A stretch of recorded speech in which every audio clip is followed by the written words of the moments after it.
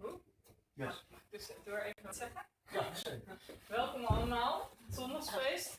Ik krijg net, we hebben straks een hele speciale spreker. Ik weet niet, is er iemand voor het eerst hier vandaag? Welkom. Spreek je Nederlands? Ja? Ook Nederlands? Ja. Spreek jij Nederlands? Nee. Niet. Oké. Voor het eerst deze maand. Ja. Voor het eerst. Oké, nou, dat telt ook. Ja, straks ook. You're here for the first time? Yeah. Okay. So the program is as follows. We'll have this music meditation, mantra meditation till 4 o'clock. And then we have a very special speaker from the UK. He's a Swami, and he's a pretty young Swami. He's a very special person, so he will be speaking for 1 hour, from 4 till 5. But he's a bit late. He's coming from Eindhoven because he had another program there. So at 4 o'clock we'll actually go down and continue the music downstairs to receive him. If you like, there's some petals for people who like to put some petals at his feet, so put it on the head. Then 6 o'clock, 3, 4, 4 to 5, sorry, 5 o'clock, we have an altar service, a puja. So somebody will offer some items to the deities on the altar. In the meantime, we'll have more mantra meditation and singing and dancing. And after that, there will be a vegetarian meal served out. So, very nice to have you here. I'm not sure. I heard the packing boxes or will be taken here. Yes, the speaker is he's very structured and very relevant. Humor, very clear, and he's very realized. Yes. I need something off. It's very... Giving him my best karma. So yeah, thank you all so much for coming. You'll be given a small gift later on. It's your first time, so welcome. Oh, and in the meantime, because we have 3 new guests, in the meantime, what we're seeing is a Hare Krishna mantra. Mantra means man means mind, and cha means to free. So this is called the Maha Mantra. Maha means great. So it's a great way to free your mind of all incoming thoughts for now. It consists of names of God. You can choose any name, but these are our favorite names. Krishna means all attractive, Hare is his loving energy, and is the source of all pleasure. So what we do is just try to focus on the sound. If any thoughts come in, don't pay attention to them, they'll go away after some time. So yeah, it's a meditation, and it helps to make it useful. So, thank you. Thank you. Thank you.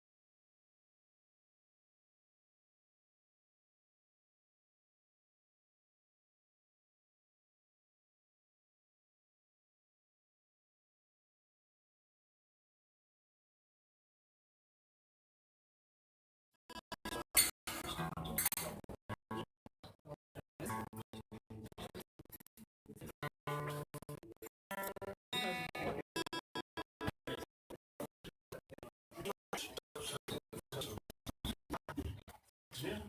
Nice footsteps.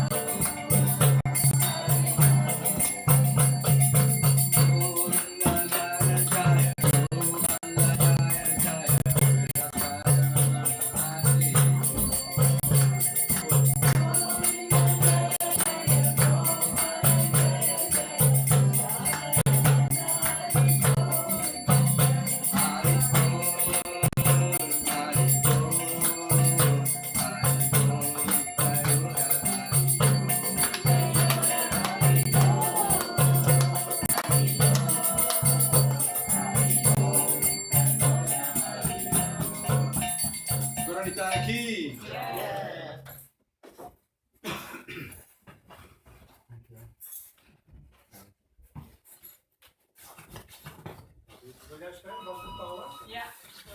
Tenzij er iemand anders is? Sorry? Tenzij er iemand anders? Nee?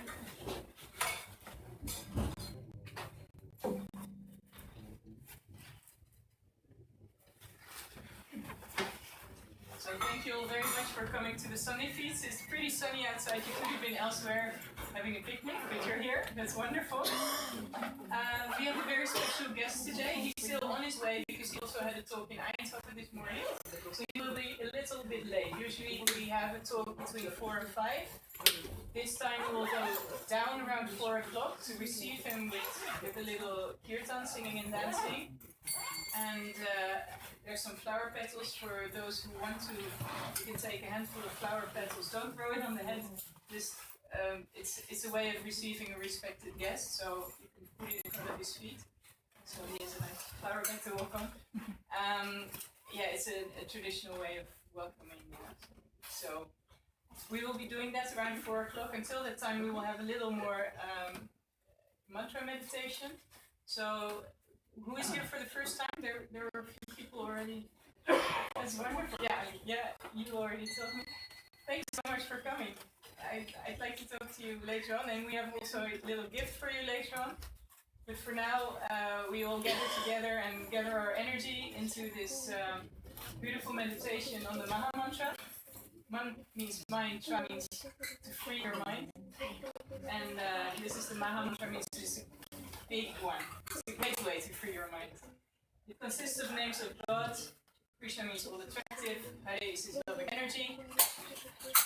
Ram is pleasure potency. And if there's any other name of God you prefer, you can meditate on that in the meantime. But these are our favorite names. So. Haribo. If there's anybody who knows how to play the mridanga, feel free to grab one. There's two there, there's one here. Because we're also known as we have a very long official name. We're also known as the Sankirtan movement. Kirtan is music meditation, and San means two things. We do it together, and also we do it very intensely. So please join us, and anything you will contribute, if you want to take some instruments, if you want to clap your hands, it's all very welcome. It contributes to the meditation and to the first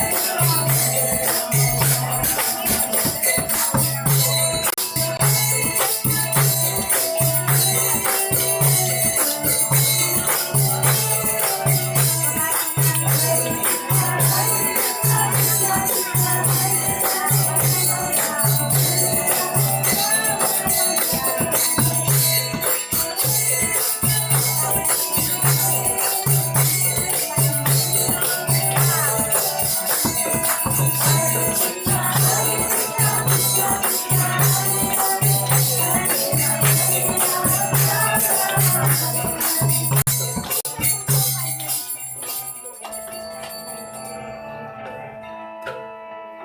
Mirage will arrive in 2 minutes downstairs.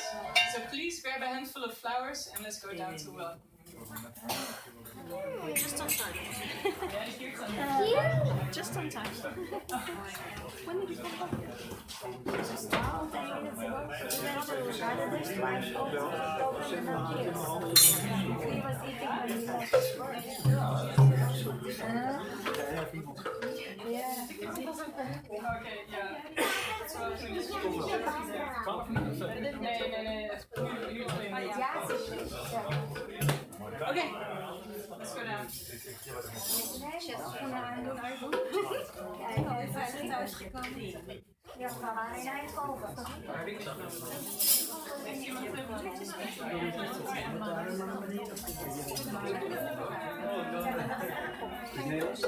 Oh ja.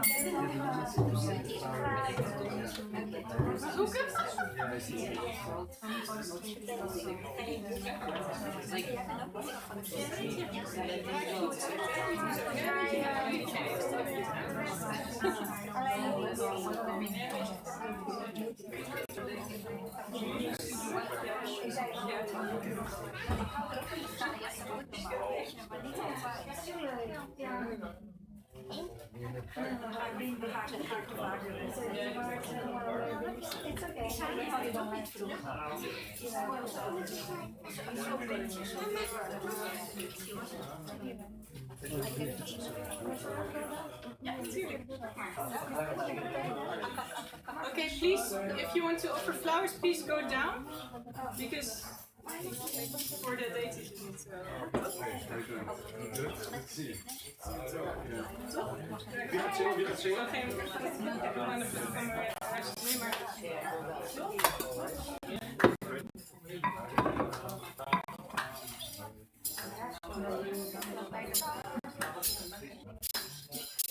Sinds jij de keertje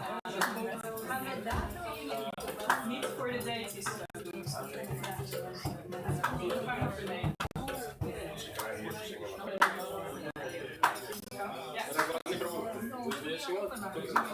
Degene die naar beneden wil.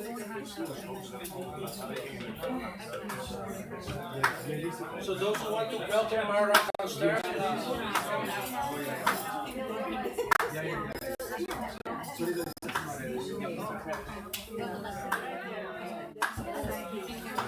Never see you now twice in a very short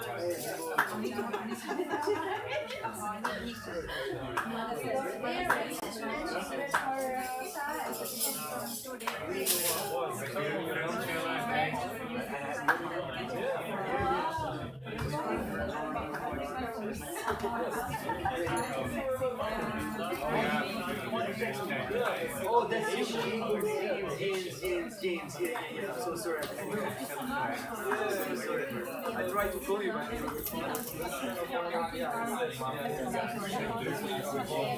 oh, yeah.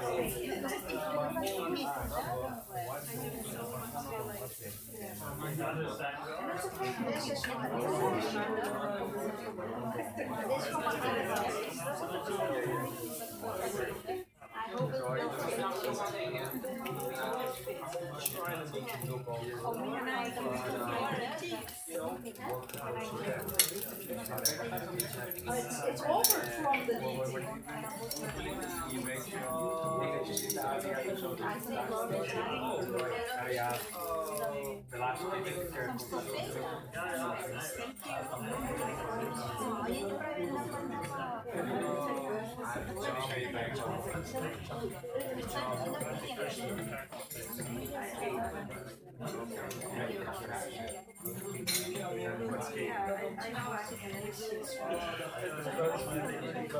Yeah.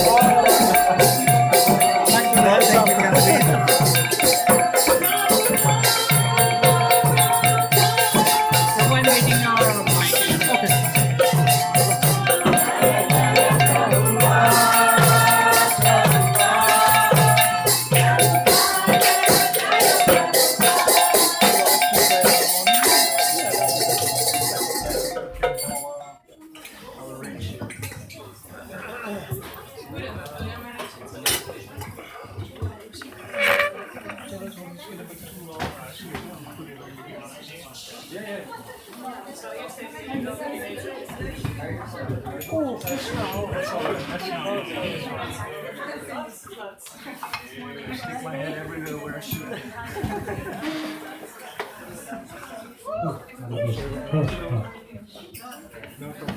Hare Krishna. Nice to see you.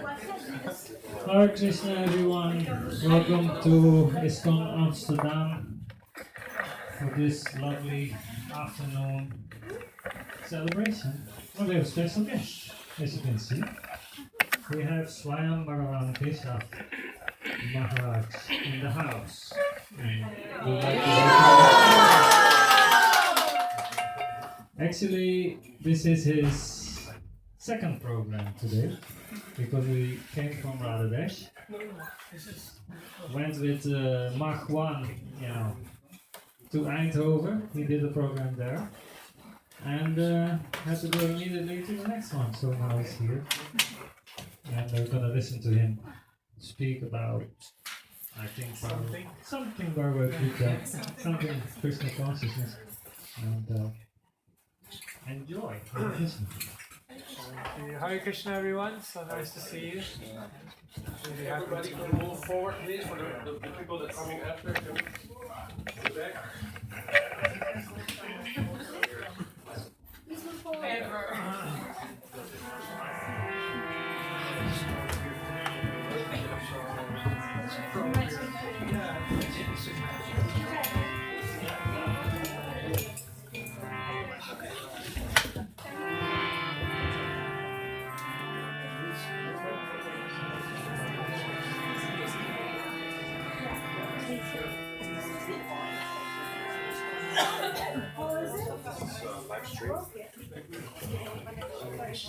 Everybody, please walk forward to this one.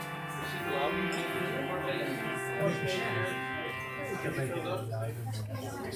Voice. Can you put it a little louder? Or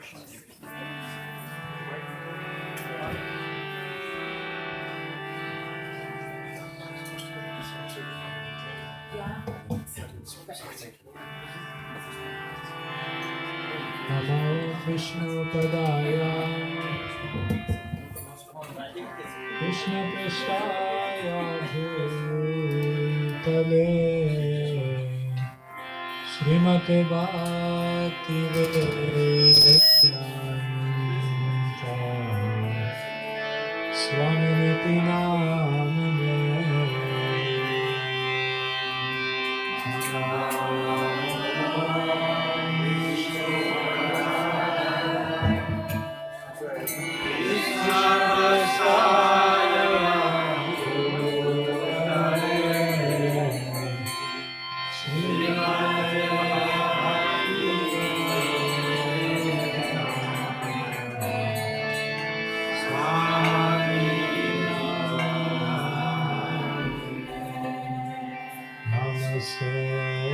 Saraswati Devi Bhagavani Prasad Nirvishesha Shunyavadi Paschatya Deshadari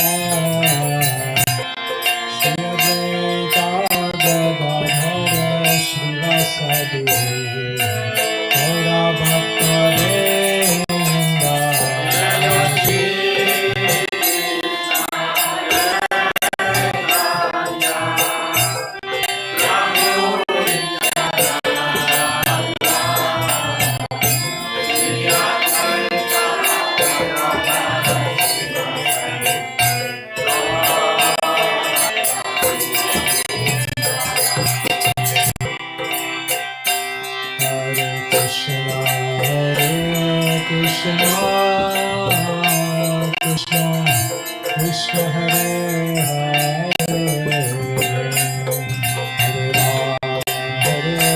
Rama Rama Rama Hare Hare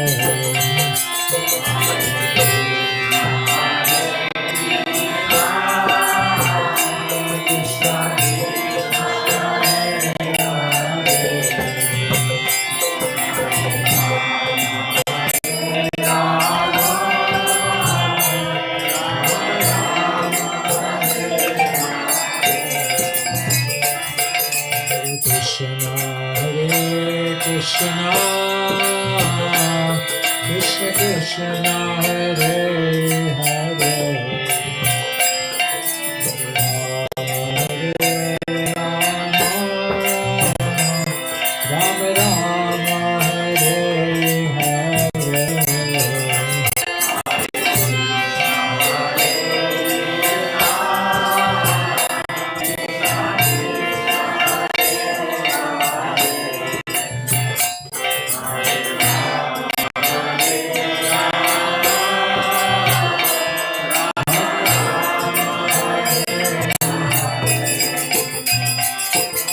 Krishna Hare Krishna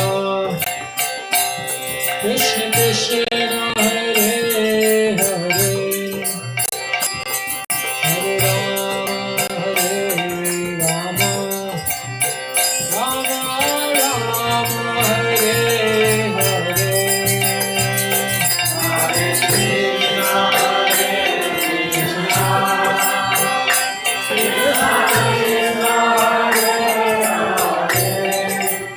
Just the mic. Just the mic. Plastic bag with the mic. I left that one.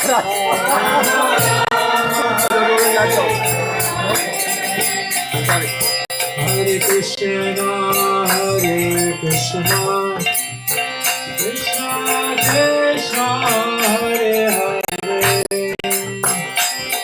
Hare Rama Hare Rama Rama Rama Hare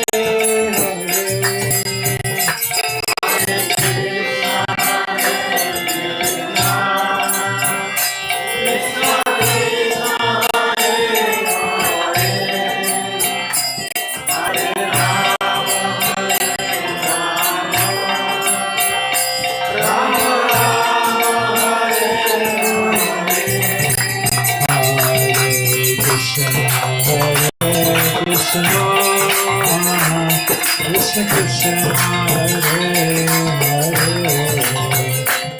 Hare Rama Rama Rama Hare Hare Hare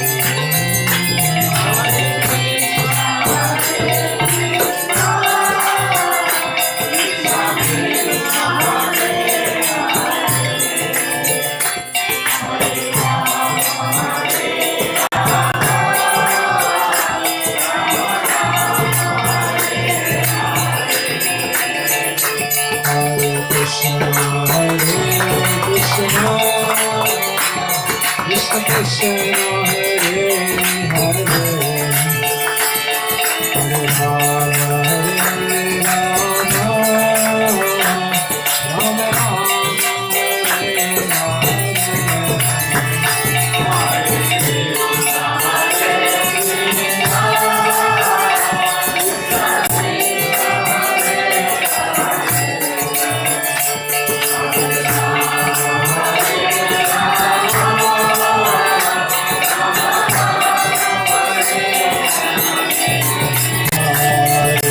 Krishna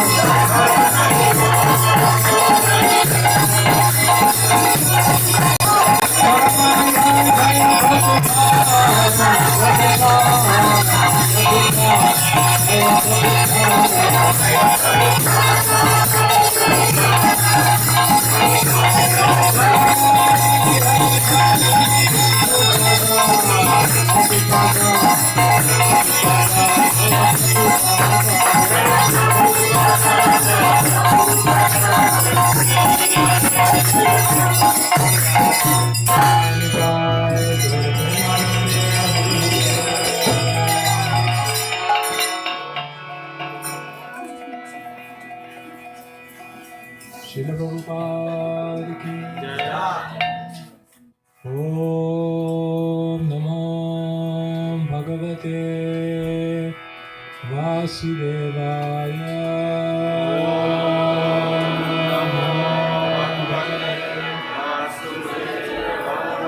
Om Namo Bhagavate Vasudevaya.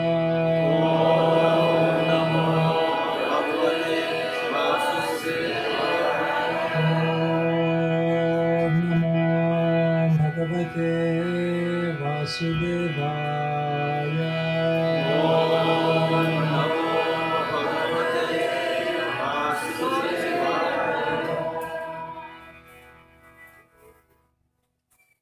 Hare Krishna. So welcome to everyone. Thank you for coming.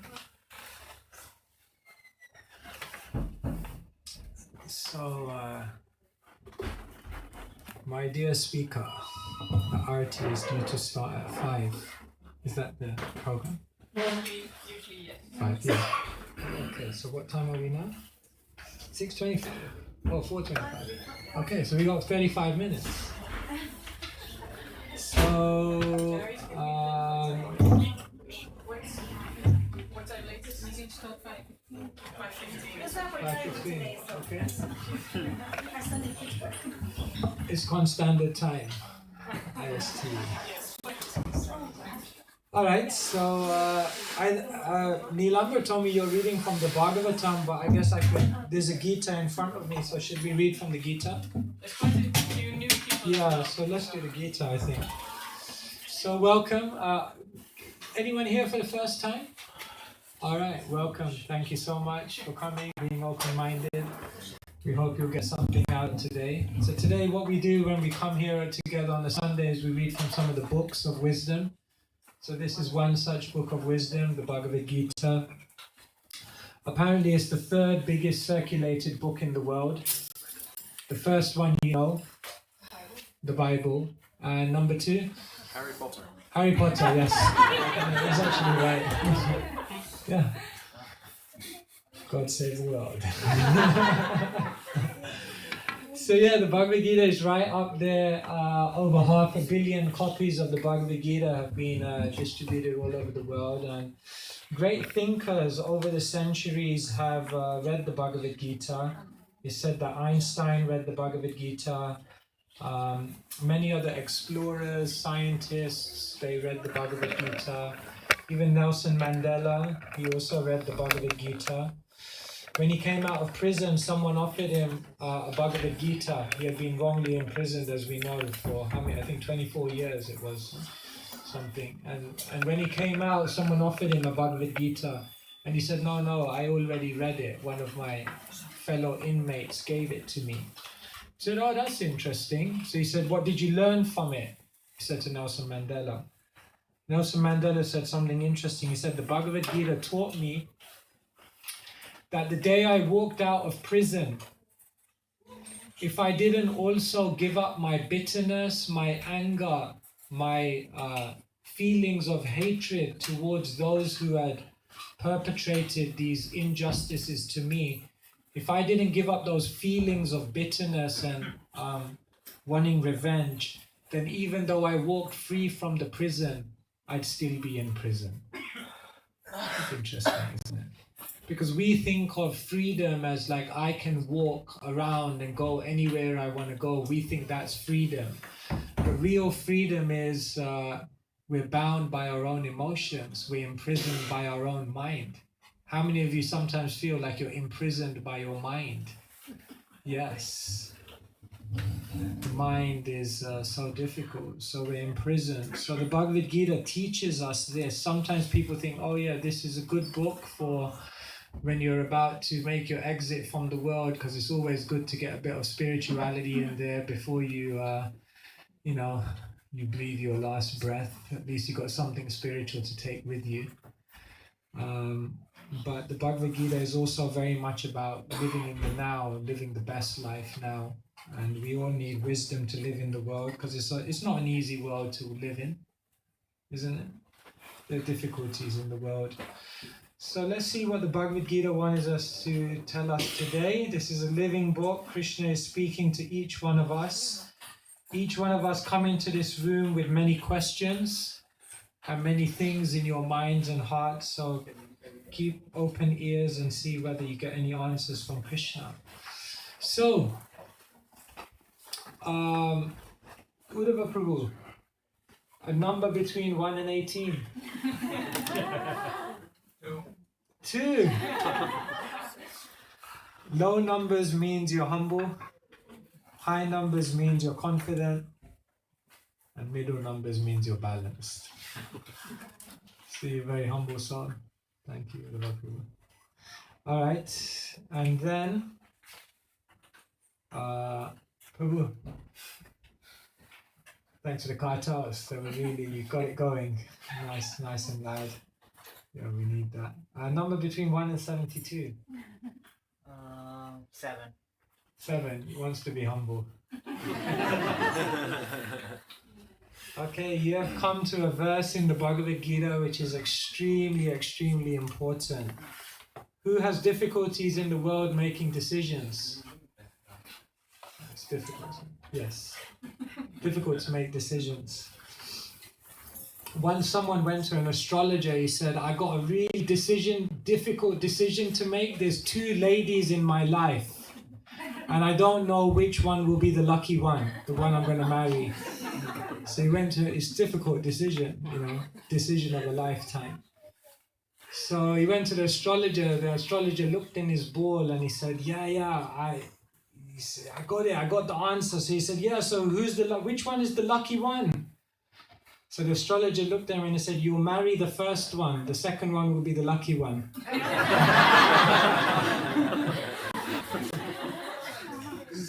So many decisions to make.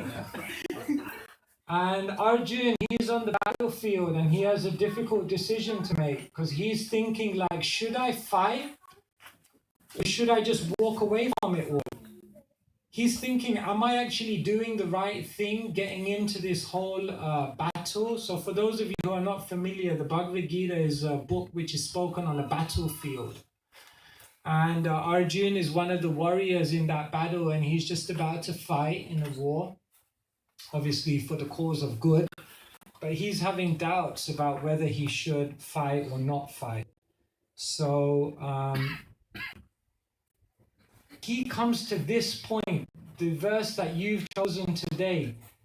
The verse that you've chosen today is actually the turning point in his life, because something happens in this verse which is profound. So what I'm going to do is I'm just going to read the Sanskrit, and then I'm going to read the English. I'm going to say a few things, and then I'm going to open it up to all of you to see what questions or what comments you may have. So this is what Arjun says. The Bhagavad Gita is a song, so it's not just spoken, it's sung. Gita means a song.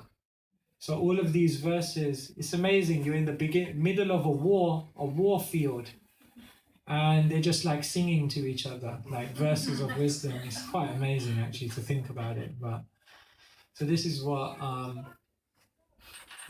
Arjun says to Krishna.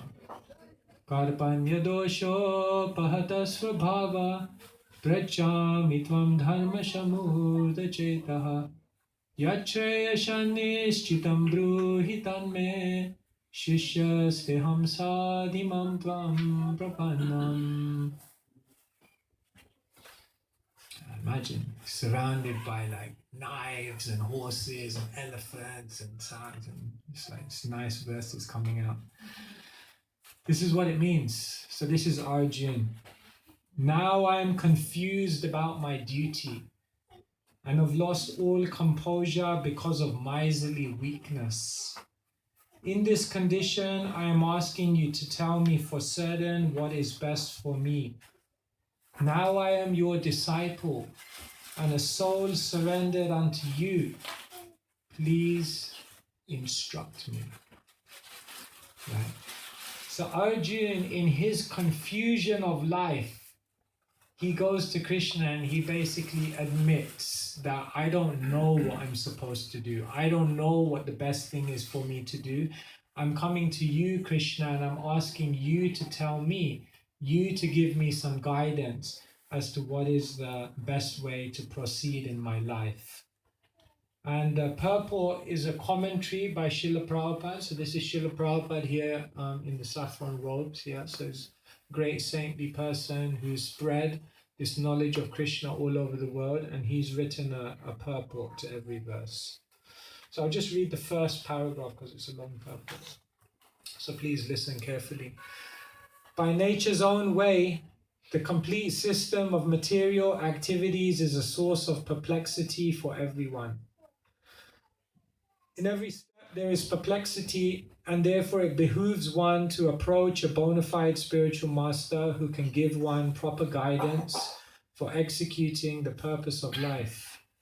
All Vedic literatures advise us to approach a bona fide spiritual master to get free from the perplexities of life, which happen without our desire. They are like a forest fire that somehow blazes without being set by anyone. Similarly, the world situation is such that perplexities of life automatically appear without our wanting such confusion. No one wants fire, and yet it takes place and we become perplexed. The Vedic wisdom therefore advises that in order to solve the perplexities of life and to understand the science of the solution, one must approach a spiritual master who is in the disciplic succession. A person with a bona fide spiritual master is supposed to know everything. One should not therefore remain in material perplexities, but should approach a spiritual master. This is the purport of this verse. Agyanatimirān hisigyananjana shalakaya chakshuranmilitam yena tasmai Shri Gurave Namaha. Nama Om Vishnupadaya Krishna Pristhaya Bhutale Shrimate Bhaktivedanta Swami Niti Namine Namaste Saraswati Deve Gauravani Pracharine Nirvishesh Shunyavadi Paschatyadesh Shri Krishna Chaitanya Prabhu Nityananda Shri Advaita Gadadhara Shrivasadi Gaura Bhakta Vrinda Hare Krishna Krishna Krishna Hare Hare Hare Rama Rama Rama Hare Hare Shri Prabhupada Ki Jai. Life is full of perplexities, problems, difficulties come, isn't it? Do you agree? Maybe some of us in our life situation now, we're going through perplexities, we're going through challenges. If you are, don't think that you're the only one. This is what this world is. If you come into this world and you think, why am I going through so many perplexities?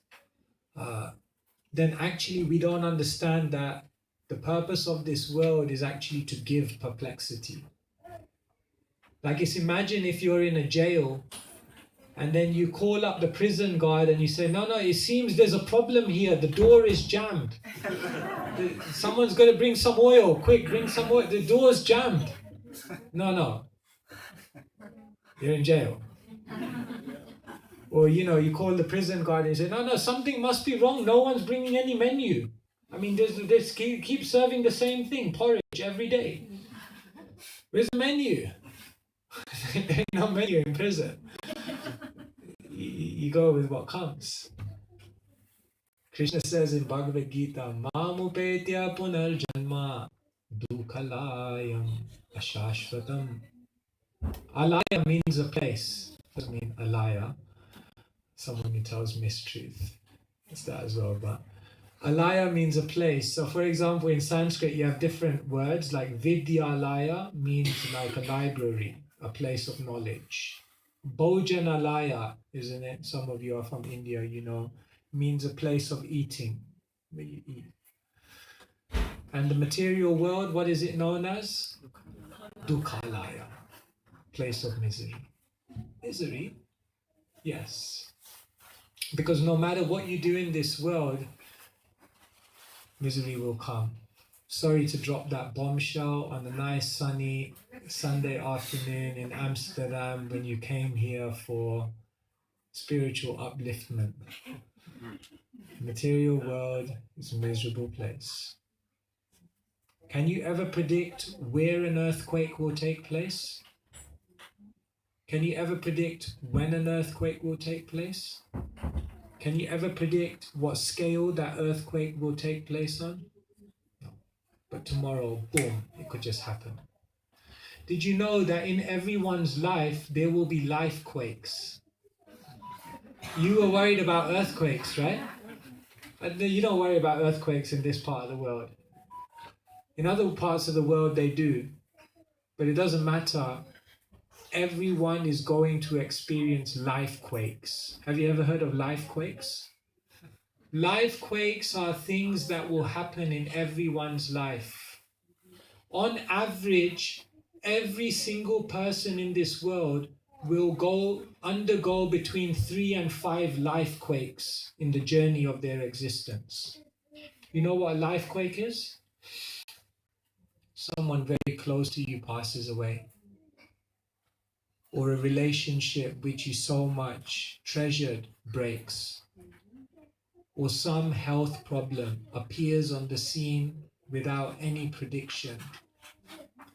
Or, for example, you're caught in the middle of a natural disaster or some world situation that you have no control over. Or say, for example, there's some misfortune in your life and you're in the middle of a financial crisis. These are all life quakes. And it doesn't matter who you are, where you are, how much money you have in your bank account, how many letters you've got behind your name, BSc, MSc, PhD, MAD. That was a joke, the last one. It doesn't matter. Life quakes will come. Once we used to do this exercise with corporate people, we used to say, draw your lifeline And now we want you on your lifeline, on the journey of your life. What were the highest moments and the lowest moments? And what were the turning points? You can do this exercise sometimes. And analyze your life and see the turning points. And some of the most major turning points in your life are when you undergo a life quake. So it's going to come, no matter what. Therefore, Srila Prabhupada says in the purport, the material world is a source of perplexity for everyone. In your life, you may be blessed with good birth, you may be blessed with good intelligence, you may be blessed with all kinds of what we call good karma. But don't think it's going to save you. It's going to come to everyone. So I'm just saying this, not because I'm trying to curse anyone here, but we need to be awake to the reality of life is coming, if it hasn't come already. And we need to be aware of how to navigate that situation. So the Bhagavad Gita is very powerful because here we have Arjuna who's undergoing a life quake. His whole existence is being shaken. And he doesn't know what he should do. It's confusing, it's bewildering. So what does he do in all of his confusion? He makes the best decision in his life. And what's the best decision he ever made in his whole life? He approached Krishna for wisdom. He approached Krishna for inspiration. That was very, very wise. You see, when people want to make a decision, they react in different ways. One type of person, when they have to make a decision, they're basically, they can't make a decision. They, what do you call that? Indecisive, yeah, thank you. They're indecisive. They can't make a decision. Put your hand up if you're a little bit like that when you have to make a decision. It's like, oh, I don't know. And what happens when you're indecisive? Nothing? Yeah, okay, nothing. But ultimately a decision has to be made because you can't sit on the fence. So if you don't make the decision, life makes the decision for you. So you may say like, oh no, I don't know, should it be this, should it be this, should it be this? And then if you sit on the fence, ultimately what will happen in life is a decision will be made for you. So indecisiveness is not very good. What would you say is the complete opposite of indecisive people? It begins with I. It begins with I as well. Impatient? Impulsive. Impulsive. So here you have indecisive and here you have impulsive people who just make a decision without even thinking properly. Put your hands up if you're like that. Just make a decision. You don't think about like what's going to be the ramifications of this decision, We all have decisions in our life that we regret making because perhaps we were a little bit impulsive. So being indecisive is not good. Agreed? Being impulsive is not good. Agreed? So then what should we be when we have to make a decision? Introspective. We should think deeply. What are the costs? What are the benefits? What will happen? What will come from it? But there's something higher than even being introspective when you make a decision. And you know what that is? Inspiration. Because if you even just try to figure out a decision in your head, even then you won't make the best decision because your experience is limited. So you may make a decision, okay, I'm going to get married to this person. On the plus side, their height is just right. They come from the right family, good qualifications, but on this side, the mother-in-law, this problem, that, so then you may weigh it up. But even in your head, when you try to make a decision, because we have limited perception, we won't make the best decision. Therefore, Arjuna, when he was on the battlefield, he decided, I don't want to be indecisive, I need to make a decision. I don't want to be impulsive though. I don't want to just jump into something. And I could be introspective, but I don't think I'm going to make the best decision by just trying to sit here thinking about myself. Therefore, what did he do? Shishyasteham sadhimam tvam prapannam. He went to Krishna and he said, I want to go beyond all these three, and I want you to give me the inspiration so I can understand what's the best course of activity for me. So this is what we need to do in our life. Every single one of us, every single day, we're making decisions. And those decisions can get us into big trouble, or they can create a beautiful future for us. But oftentimes we're not making decisions with spiritual inspiration, and therefore we're making bad decisions. They say bad decisions are easy to make and very difficult to live with. And good decisions are often hard to make, but much easier to live with. But if you want to know how to make the best decision, then you have to follow Arjun's example. And Arjun says, I need inspiration. I need to access a body of wisdom that's beyond what I've experienced in my life so that I can make a decision which factors in the bigger picture. And so Arjun says to Krishna, like, yeah, I'm your student. Inspire me. Tell me who I am.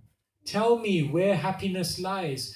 And tell me in this particular situation what decision I should make in order to achieve the happiness that I'm looking for. So therefore, Srila Prabhupada says everyone in their life must have a spiritual guide. There are three types of spiritual guide, you can say, broadly speaking. One type of spiritual guide is the books. So this is like, if you want to make a decision, this is your first port of call. Go to the books and try to see what inspiration comes. But not just that, the second type of spiritual guide is a spiritual person, a guru. Someone who has studied this knowledge and someone who can then speak to you and help you to apply it in your life in a relevant way. And then it said that the third type of guru is divinity or God who is residing within your own heart. This is known as Chaitya Guru, or the inner navigator, the inner guide, the inner inspiration. So this is where you get spiritual inspiration from. Divinity in the heart, inspiration from the books, and inspiration from spiritual people. Now, getting inspiration from divinity within, at our stage is very, very difficult because we're not connected with divinity within. And therefore, we hear many voices in our heads. Do this. Why don't you do this? I think this is a great idea. Is it the voice of divinity? What do you think? Is it? How many of you hear voices in your head? Okay. Bring the psychologists in. We all hear voices in our heads. We all have ideas. Well, I think this will be good. I think this is not good. But how do we know whether that's coming from a spiritual inspiration or whether it's just our mind coming up with things? Therefore, it's very difficult to hear the inner guide, the inner inspiration of divinity, because we have so many other things which is drowning out that voice. Therefore, for us, the main spiritual inspiration that we get is the inspiration we get from the books and the people who are living the books and teaching the books. Basically, what Krishna is saying to Arjuna is that anyone in their life, if they don't have access to spiritual wisdom in the form of books, and if they don't simultaneously have access to spiritual people who can teach them those books, then know for sure that in their life they're going to get lost. That's just the bottom line. I'm just telling you as it is. I'm not sugarcoating it here. And then we're going to open it up and you can tell me if it doesn't feel right. But basically, everyone needs spiritual guidance. That's the fact of the matter. And the longer we go without spiritual guidance, the greater the chance is that we're going to increase our complexity and increase our entanglement in this world. And that's basically what's happening on a day-to-day basis. You're making decisions which are getting you into deeper and deeper trouble. And you're creating a web for yourself, which eventually is going to be very, very difficult to escape.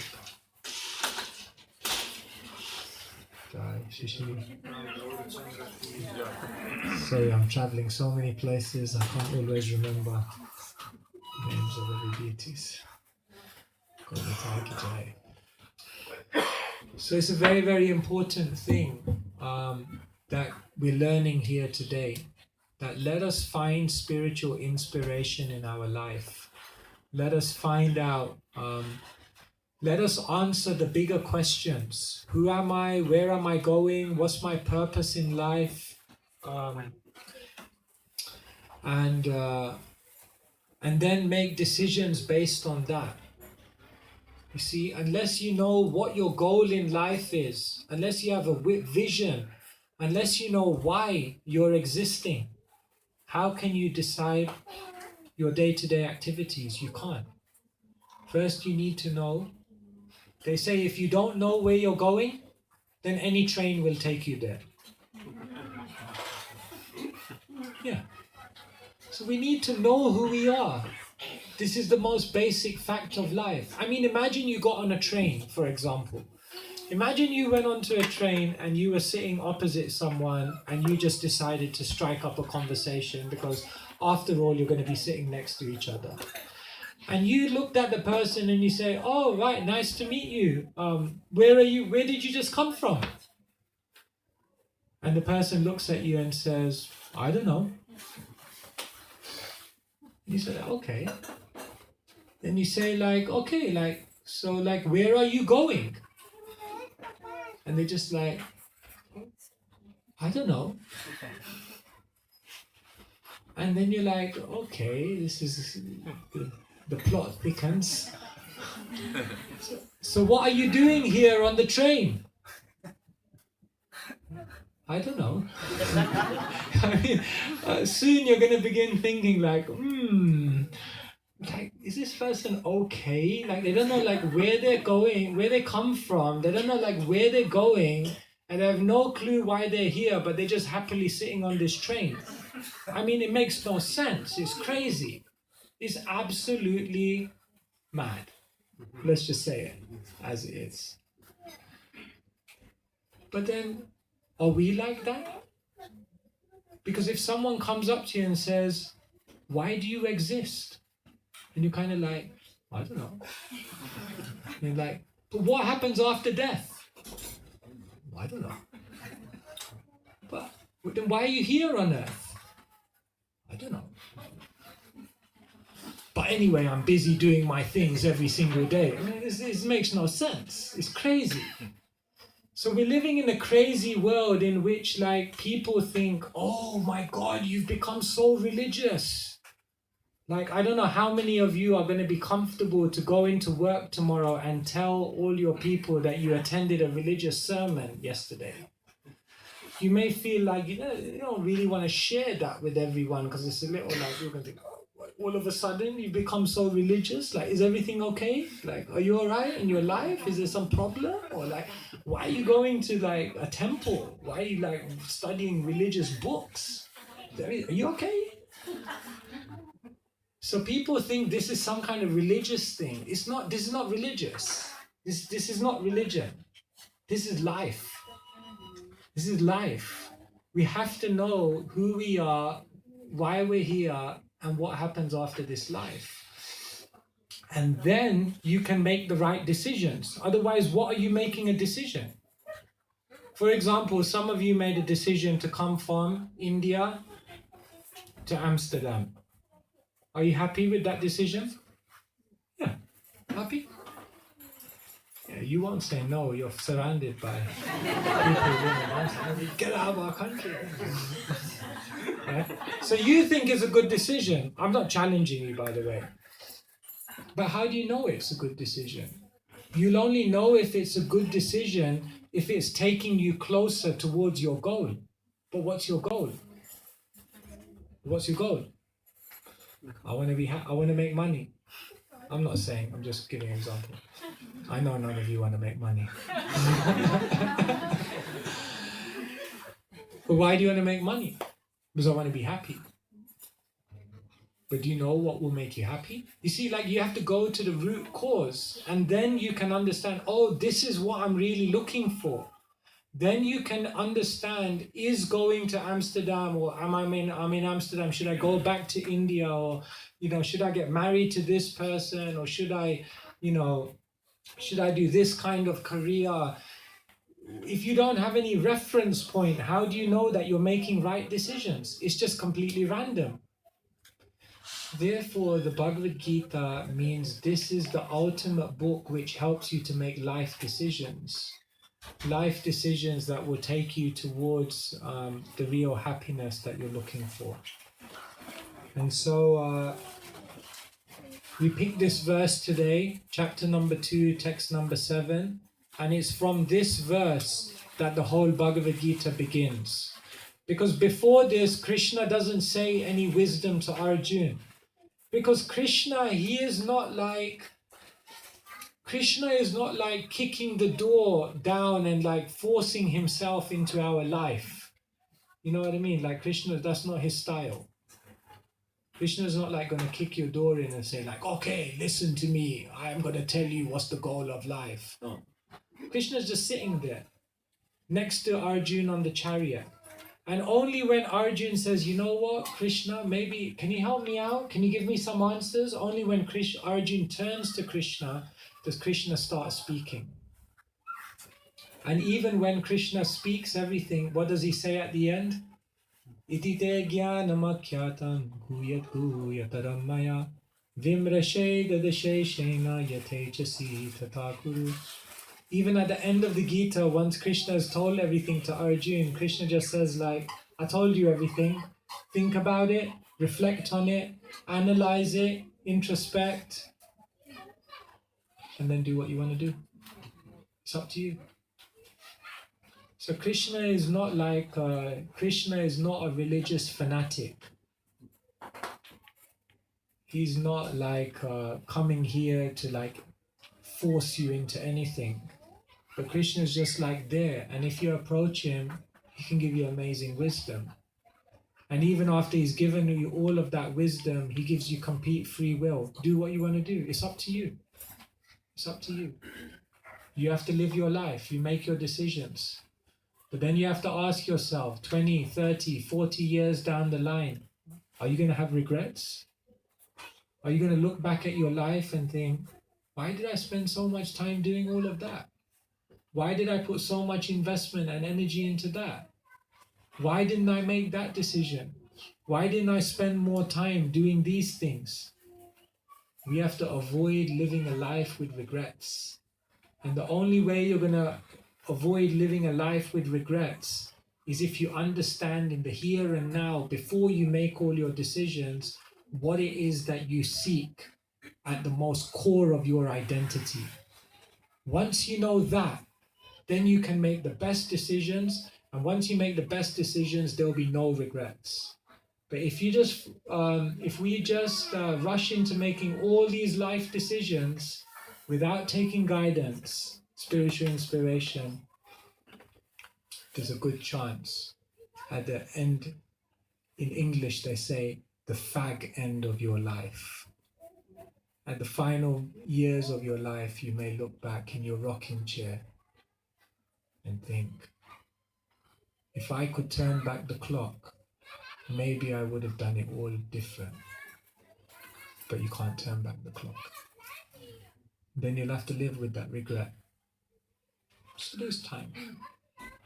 And it doesn't matter if someone says like, I already feel like that now. If you already feel like that now, don't worry, because you can turn the ship around. You can turn the ship around here and now. It's never too late. Because the blind king, Dhritarashtra, who begins the whole conversation, he missed it. He missed all the chances. He missed every single chance. But right at the end of his life, it finally fell into place and he got it. And then he went for spiritual perfection. So it's never too late. But if you can do it earlier, at the beginning, why not?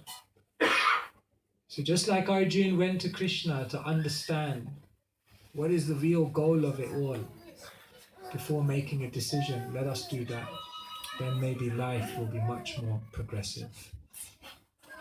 Hare Krishna, Krishna Krishna, Hare Hare, Hare Rama, Rama Hare.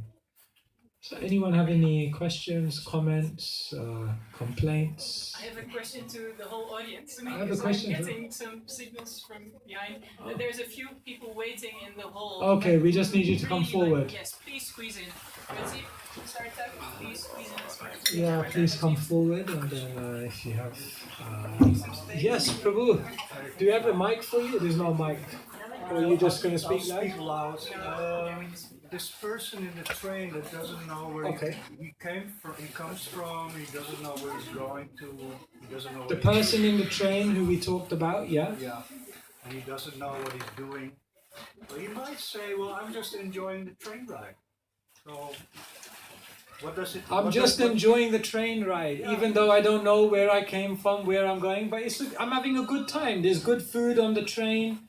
You know, I got a nice view outside of the, you know, and it's not an Indian train. Definitely can't be an Indian train. I wouldn't give that Deutsche answer. train, DB. I wouldn't give that answer, but you said, well, what do you... Yeah. So you're saying, what's the problem with that? How can we convince that person, you know, this is not satisfactory? Yeah. So what if someone says like, yeah, I don't get into all these deep philosophical arguments and philosophical searching. I'm living here now and I'm having a good time. You know, it's fine. I have a house, I have my kids, I have my job.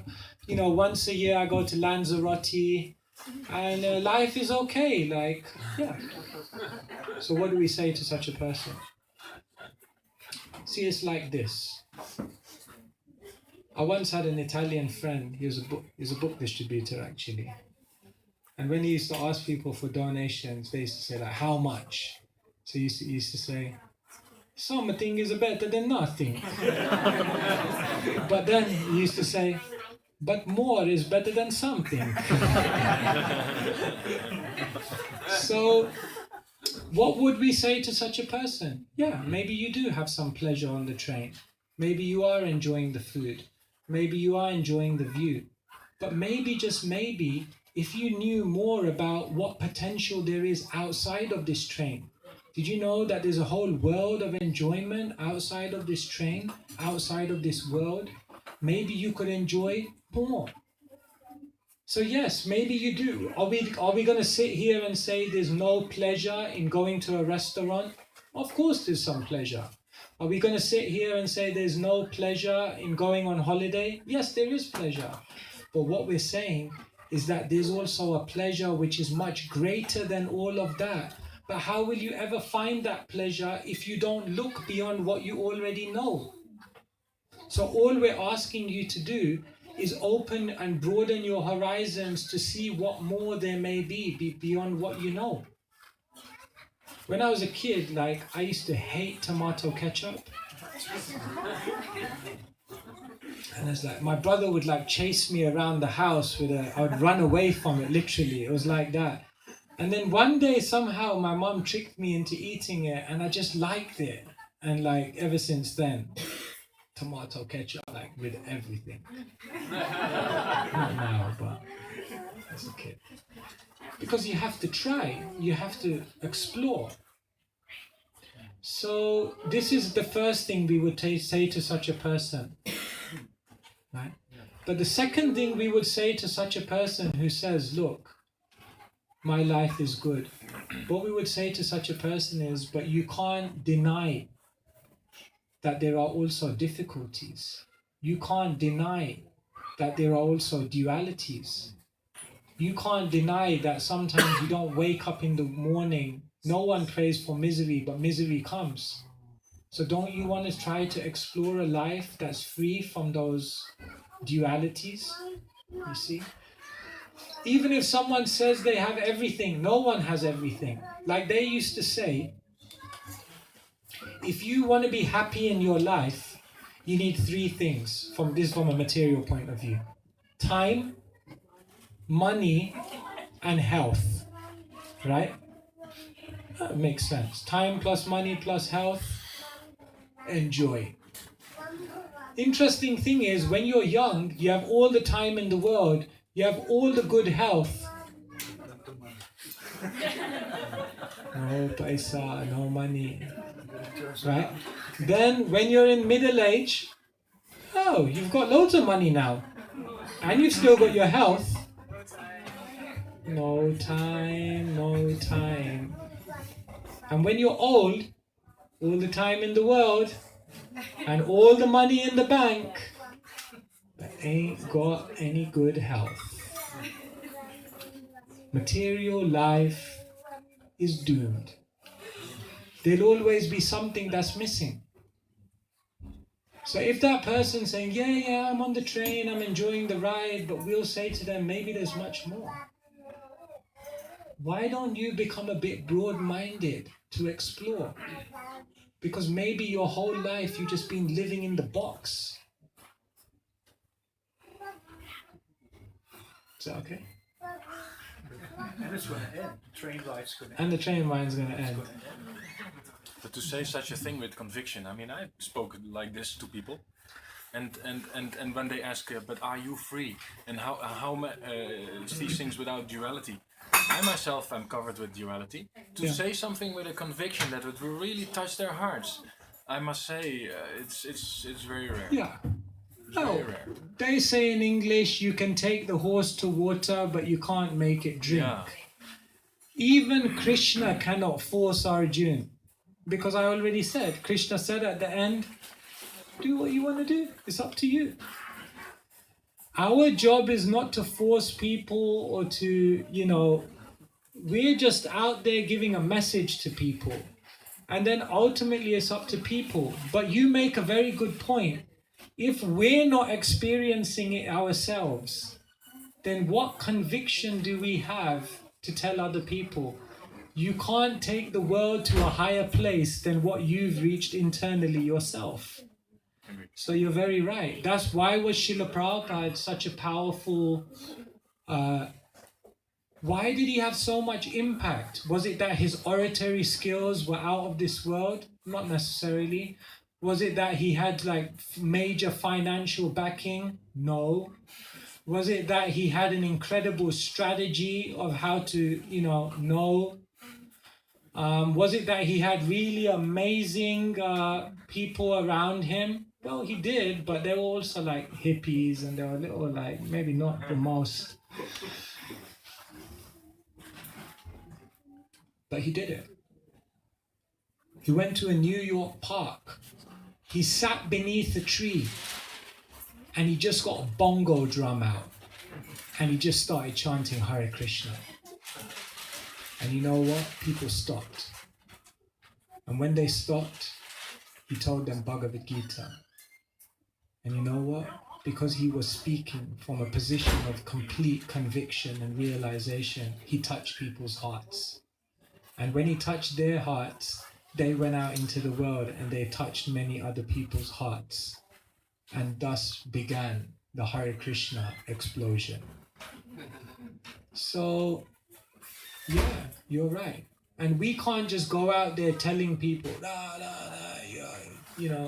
if we're not feeling it. So that's what we're trying to do here. We're trying to spend time together, inspiring each other, lifting each other up higher, so that when we do all go out into the world, we have something to give to the people. You see, it's like we're here in this little building in Amsterdam, and it's a nice building. And to the rest of Amsterdam, it's insignificant, this gathering. It's just like, 60 people in a room. Too many people for a room this size. Not enough breathing air or whatever someone may say. And it looks like an insignificant gathering, but it's not.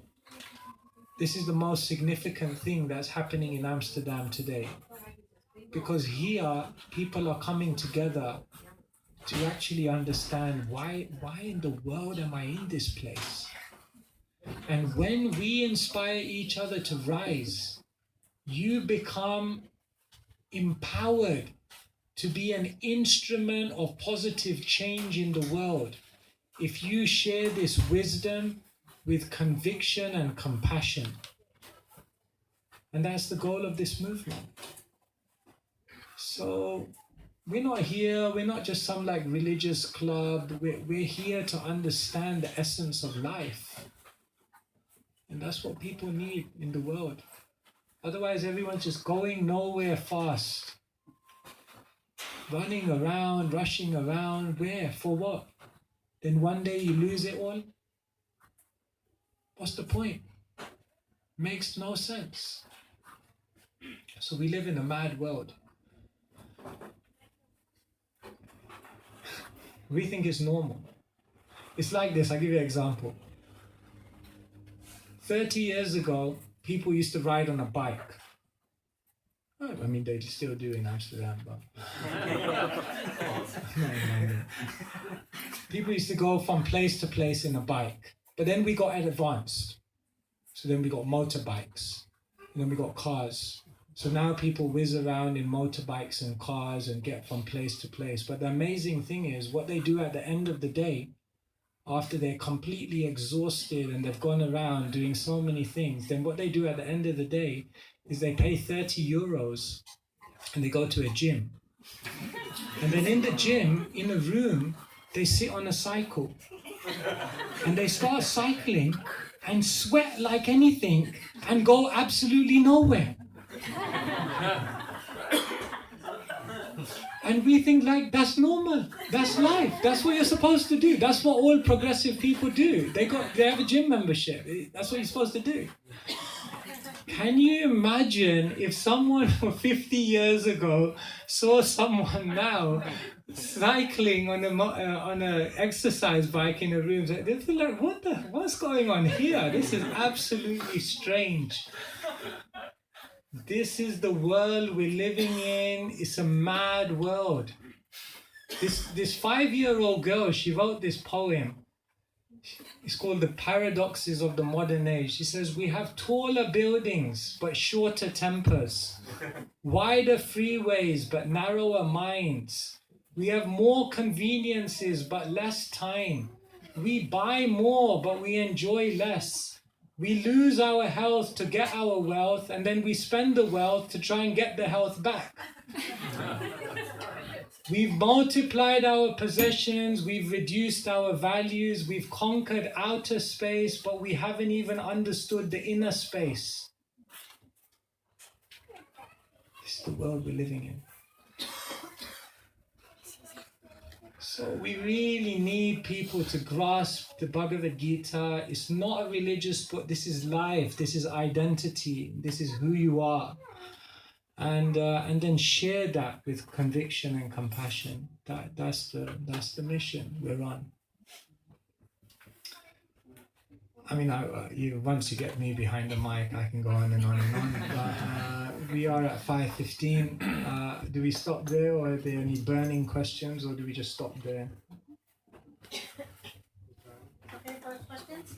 I would like to Just 1 second. Let's just make sure we have time. We have time, or maybe last one. If there's more, maybe after. yeah, last one is yes. You get the last say. Yeah, originally I was not in the mood to ask, but eventually when now we are closing, so I thought I should ask. How still can we achieve material goals still being in spirituality? Because I still feel that in order to even serve people, we still have to somehow achieve material goals. And when we are in spirituality, how to not still lose the touch and still try to progress in a bit, because even if you make something good with your life, you'll be able to help someone else also to build their life. Thank you. The goal of this movement is not to make everyone a sannyasi. But if you're interested, we do have vacancies. Get one of these as well. It's good if you have a bad back, it helps you to get off the floor sometimes. Yeah? After Arjun heard the Bhagavad Gita, he became the most successful person on the planet. It's not that now he heard Bhagavad Gita, all his success went down, down the drain. He became the most successful. Material becomes spiritual when you use it for a higher cause. So if you have an ambition and you have the drive and ability and the capacity to do something in the world, do it. But do it for a higher cause. If you say, I want to be the best investment banker, but I want to be the best investment banker so I can be rich, so that I can be powerful, so that I can have influence, that's not purpose. But when you say, I want to be the best investment banker so I can be rich, powerful, influential, so that I can then make a beautiful contribution to the world and bring divinity into people's lives, then you are a spiritual investment banker. And all your material goals are not material goals anymore. They're spiritual, because those material things are being employed in a spiritual cause. So by all means, in this room, many of you have the potential to be successful in different fields in the world. Do it. Like, we live in London, and our temple was donated by George Harrison. Are you all familiar with George Harrison? Yeah, okay. You have to check because generations change. So George Harrison, you know the Beatles, right? Just to give you an idea, I don't want to go on and on, but should I give you an idea of how popular George Harrison was, right? At the age of 21, do you know what an Arctic lorry is? You know when you go on a motorway, the biggest type of lorry you see. You know those, you've been on a motorway, you see lorries, right? You know the lorries. Or how do you say it? Trucks. Okay, lorries is the English London word. Trucks. Trucks. The biggest trucks, yeah? When George Harrison was 21, 7 trucks full of birthday cards arrived at his home. 7 trucks of birthday cards. I mean, if he was on Instagram, forget it, man. Like, he'd be off the scale. Right? At one point, it was controversial. They said the Beatles are more famous than even Jesus Christ. It was controversial, but it was a fact. The Beatles were soaring in their popular, and this George Harrison, he got interested in Krishna. And you know what? He said to Prabhupada, I want to give it all up. And you know what Prabhupada's response was? You don't need to be initiated by me. You're already Hari's son. And he said, you know what you need to do? You need to go out there and through your music, you need to teach the world about spiritual things. And he did that. I really want to see you, but it takes so long. Anyway, I'm not good. Get my guitar out. So he did it, and how many people did he reach? So many people. So be successful. But then what are you going to use all of that money for? Use it for something good. Otherwise, money just gives you anxiety. Money gives you anxiety while you're trying to get it. Money gives you anxiety while you have it. And money gives you anxiety when you lose it. And it's amazing. People still center their lives around money. When you're trying to get it, it's a big headache. When you have it, you're scared you're going to lose it. And when you lose it, it's like the world has crashed. And it's still like money, money, money. What are you going to do with money? You get money and you give it and you use it and make people's lives beautiful. That is a beautiful life. So the Bhagavad Gita wants you to be the most successful, but in a spiritual way. All right, thank you so much. Hare Krishna. Honored to be with you all. Thanks for giving me the opportunity. Sorry to go over time. And yes, over for the next program. His Holiness Swayam Bhagavan Keshava. The devotees will be having Gaur Arati now. Maharaj, would you like to lead Gaur Arati? You sang all day. Devotees are ready to stand up so that we can see the ladies.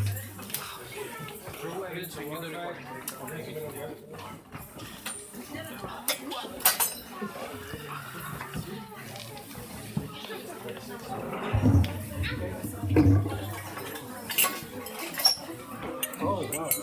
Thank you. Thank you, Prabhu. Thank you so much.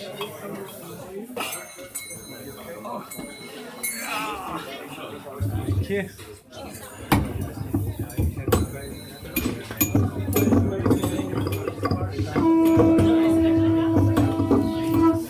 Shri Shri करुणानिताय Gaurachandra भगवान की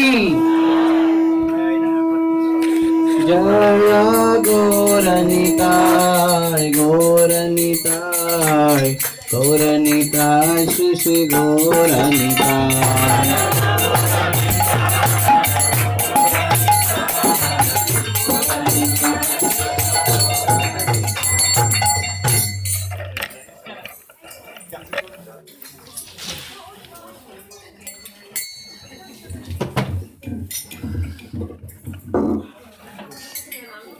So Gaur Arati will be displayed in the screen, so you can follow that.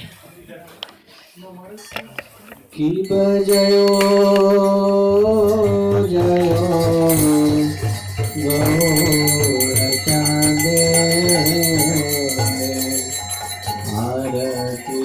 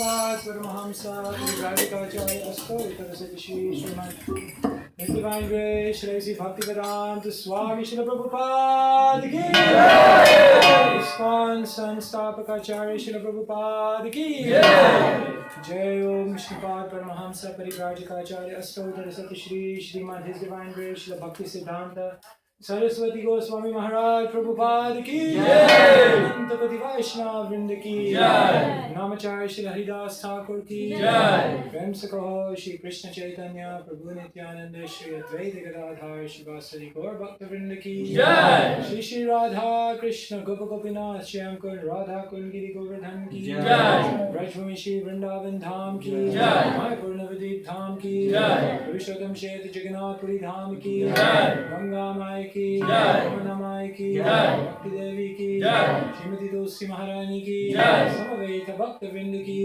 Shri Hari नाम संकीर्तन की जय निताय गौर Premanand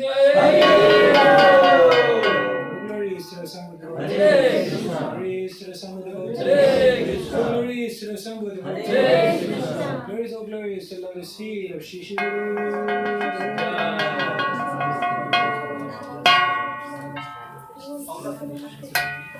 Sing that song with us.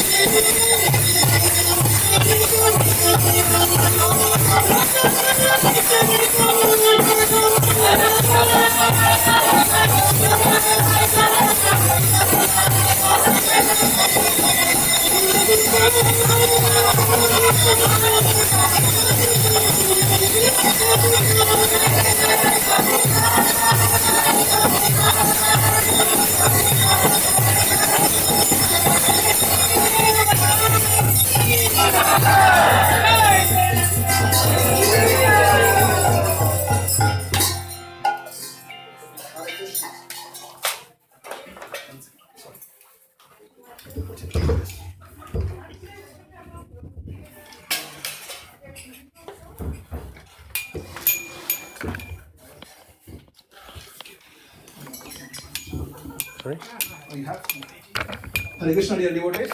Hare Krishna. Louder, please. Yeah.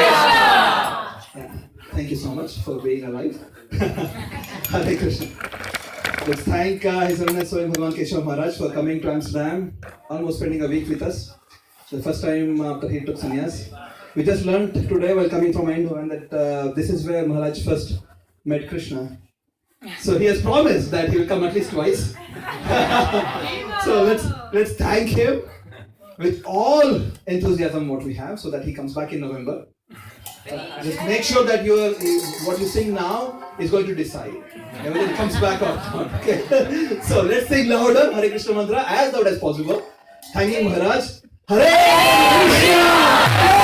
Krishna, Krishna Krishna, Hare Hare.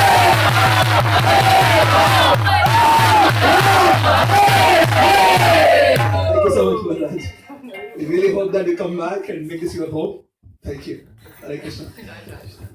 So today's Sunday feast cooking was done by Amrita Mataji, helped by Radhajuti Mataji. Pujari service, we are back with Brajarani Mataji for Sundays. Thank you so much, Mataji, for coming back. Hare Krishna. Also, it's a team of devotees, Mudhyatri Mataji, who is our long-term Pujari, and Ashtasaki Mataji, and Premalata Mataji, and sometimes Rudra Prabhu, and Anand Prabhu is here somewhere. Here, Hare Krishna. So thank you all for taking, Janakinath Prabhu also, thank you all for taking care of our deities here. I'm seeing a lot of first-timers, those who have come for the first time to our temple. Can you please raise your hands? Maharaj has a small gift for you. Please come forward. Yes, please come. Anybody for the first time? Yes. Anybody Dutch? If you want Dutch, yes, please. Such action doesn't matter, but Yes. Hare Krishna. These are Dutch. Hare Krishna. We hope that you come back. Hare Krishna. Thank you for coming. please take also one more. Yeah, one more. Different one? You can take a different one. Dutch, yes, we have Dutch. One more. That's it? One more. One more? Dutch? English, Dutch. The person in the green shirt. Dutch. Oh, okay. Hare Krishna. Thank you all. So let's start with King's Day. Hello? Yes. So we from ISKCON Amsterdam Temple Board, we would like to offer our most humble gratitude to all the devotees who made our King's Day last week most successful. It was an amazing day. We are also thankful to Surya Dev for being very merciful on us. It was a bright day, and hundreds of devotees, almost 400 or 500 devotees came, and we had a wonderful Harinam throughout the city of Amsterdam. So let's thank all these devotees, including Maharaj, who made this year memorable one in the blessings of Kadamkana Maharaj. Hare Krishna, Hare Krishna, Krishna Krishna, Hare Hare, Hare Rama, Hare Rama, Rama Rama, Hare Hare. We had Swami Bhagavan Keshava Maharaj with us for almost last 1 week. There are many devotees who hosted Maharaj. Rinpu Prabhu and Namita Mataji, Srini Prabhu and Sindhya, Gita Govinda Mataji, and today in Eindhoven, Ravi Shankar Prabhu and the team, and also ISKCON Amsterdam. So let's thank all the devotees who made this possible. But again, loudly chanting Hare Krishna, Hare Krishna, Hare Krishna, Krishna Krishna, Hare Hare, Hare Rama, Hare Rama, Rama Rama, Hare Hare. So we have coming up this coming Thursday, in this festival after festival after festival. It's great, right? Good for us. Narasimha Chaturdashi on 4th of May, that's coming Thursday.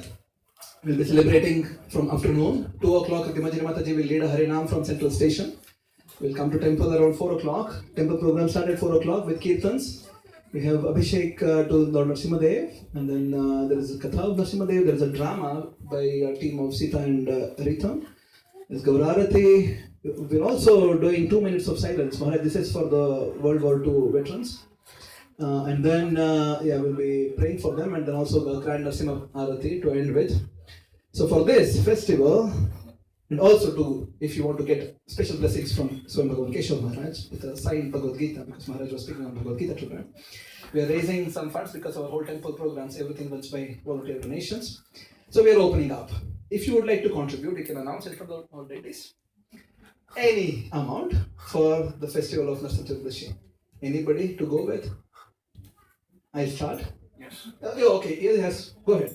20 euros. 20 euros. Thank you so much, Prabhu. Hare Krishna. Jai. Yes. 50 euros. 50. Hare Krishna. Thank you so much, Prabhu. Jai. Next. 100. 100. Thank you so much, Prabhu. Hare Krishna. Jai. Raji and myself will do 108. Yes, next. Yes, Srini. 108, Srini and Sandhya. Hare Krishna. Next. Anyone else? Yes, Mataji. 30. Thank you so much, Prabhu. Hare Krishna. Yes, next. Yes, Prabhu. 21 euros. 21 euros. Thank you so much, Prabhu. Hare Krishna. Anyone else? Yes, Ashwati Mataji. I buy the Abhishek stuff.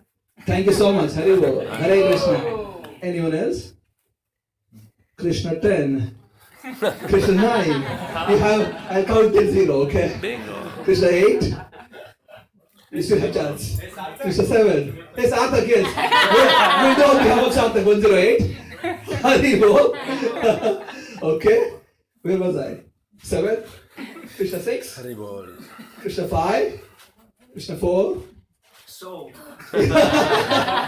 Krishna 3. You still have chance afterwards. I'm standing outside. You can still do it. Come and do it. Krishna 2, Krishna 1, Krishna 0. Thank you so much. So after that we have Kirtan Mela Amsterdam and already written, which Ron will announce.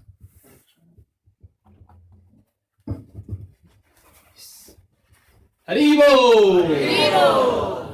So on the 13th and 14th of May, we have a very special weekend because we have His Holiness Saxinanda Swami Maharaj over in the Netherlands.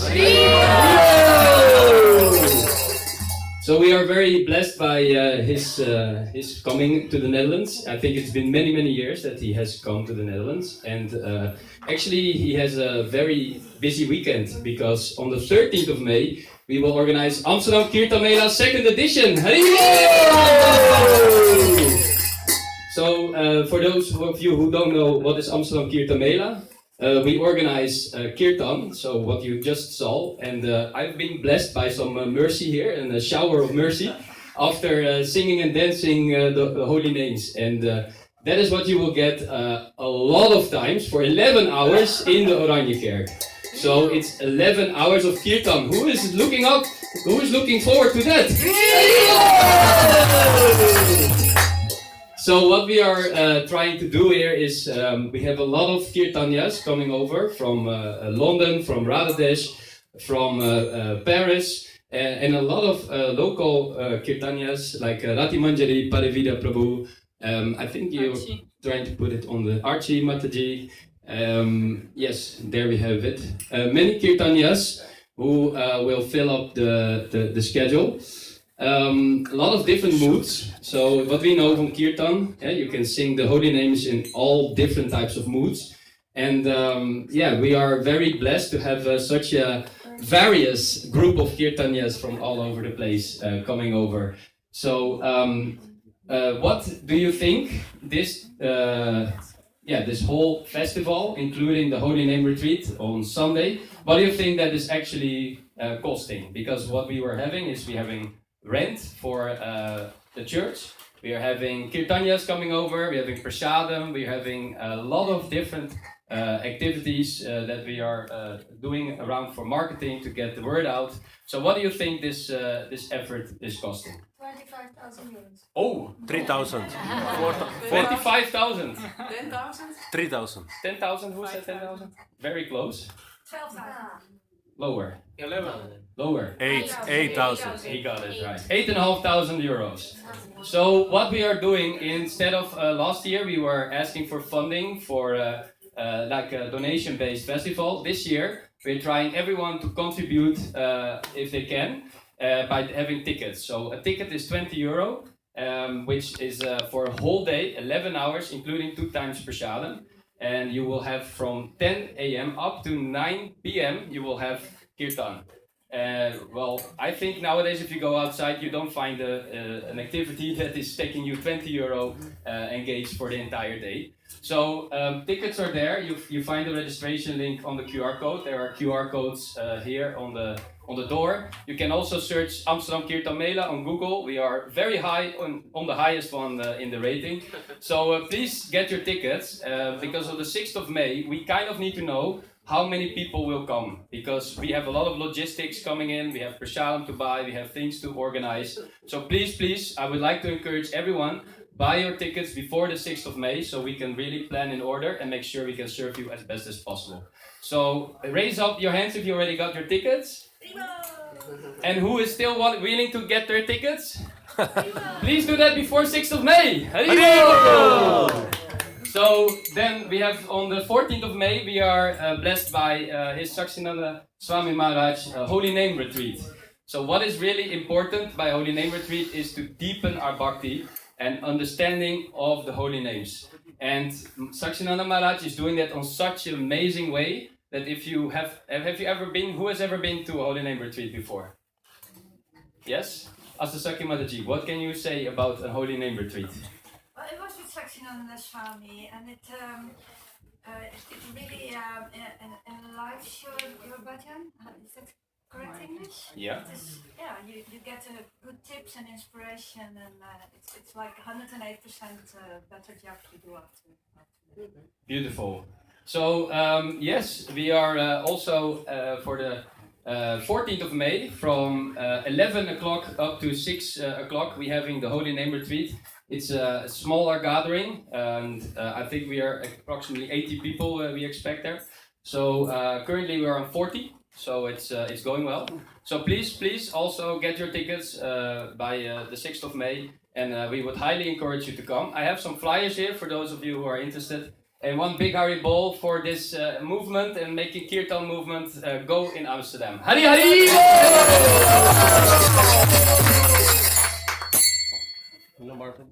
Mic drop. Nilamba Prabhu. What's next? What's next? What is next is Any more announcements, Nilamba Prabhu? Tulasi prayers now. Okay. So we're now doing Tulasi prayers. So please. Prasadam is ready if you want to leave. Otherwise, we'll have Tulasi prayers here. And then, So please all stand up. We'll put Tulasi in the middle. Sri Sri Karutai Gaurachandra ki Jai!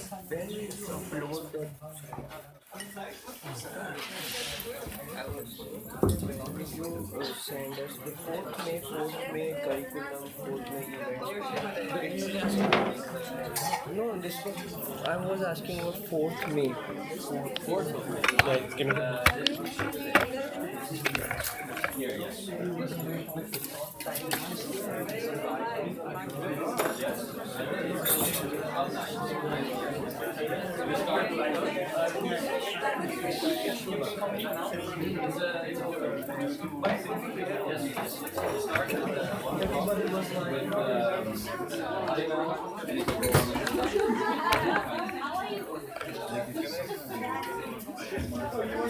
Yeah, because I've got original, so it will be it's not necessary to have a second one.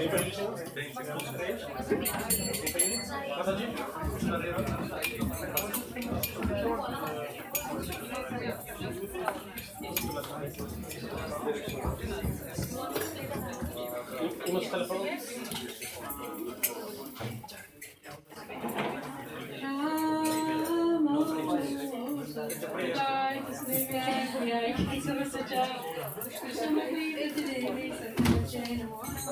Vindanade Tulasireve Vindanade Sudastikam Krishna Bhakti Sarvadeva Namo Namaha.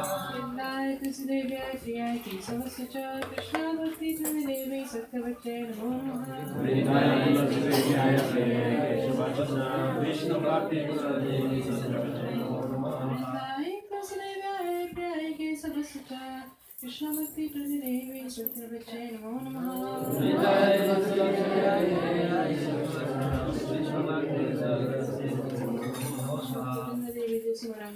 Jai!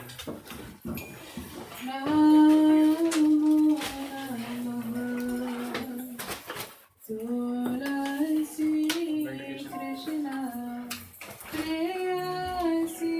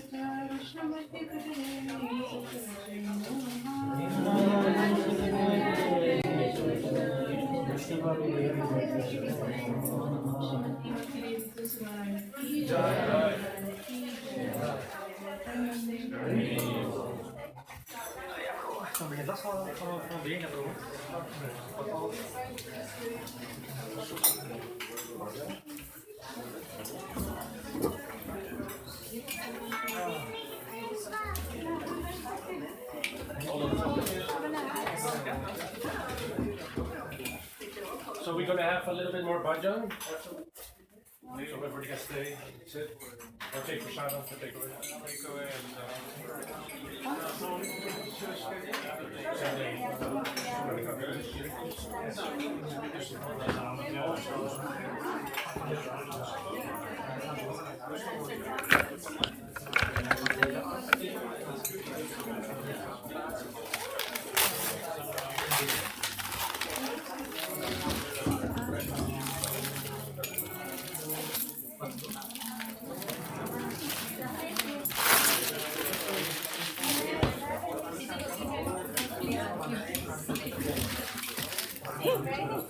Hare Krishna.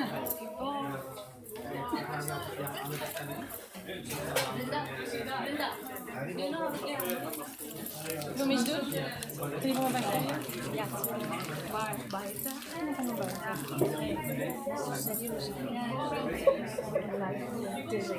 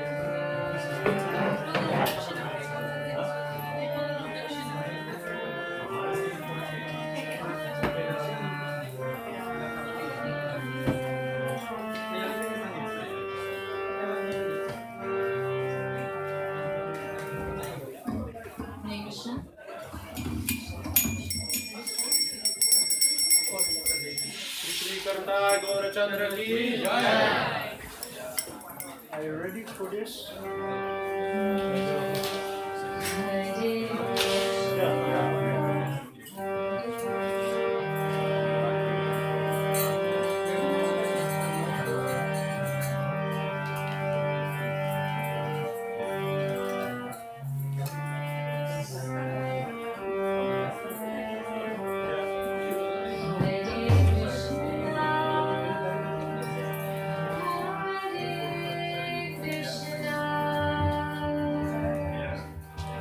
Krishna Krishna Hare Hare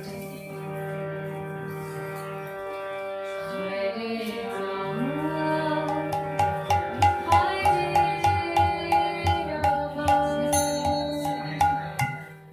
Rama Rama Rama Hare Hare Hare Krishna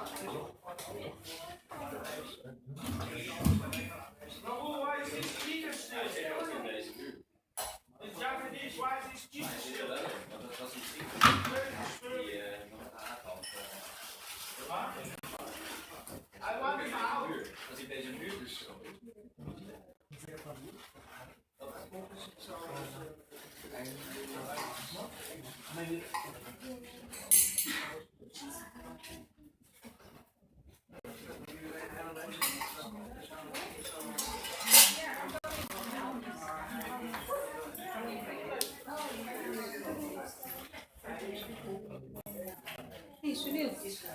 Haribo. Hey, Haribo. Later? Ja, jij ook hè? Weet je nog? Not so? Ik zal niks zeggen.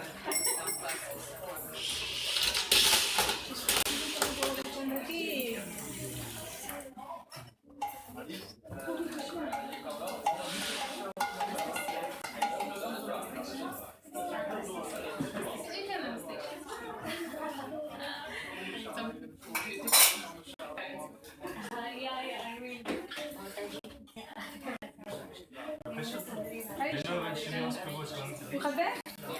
Oké. Afspreken in juni. Naar mijn... Gaat een beetje dicht. Maar maakt wel veel. Maar dat is eigenlijk niet. Dus de estimation.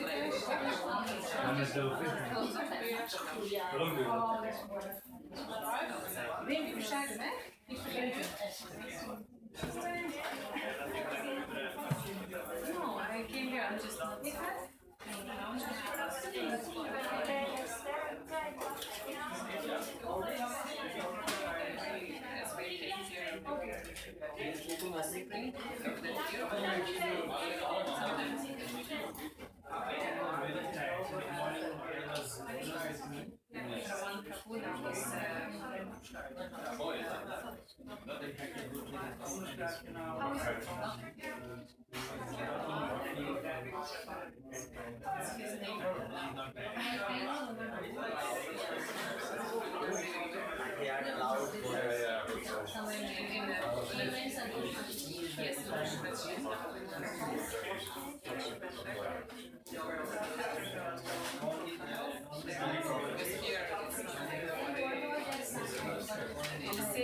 Actually, now, yes.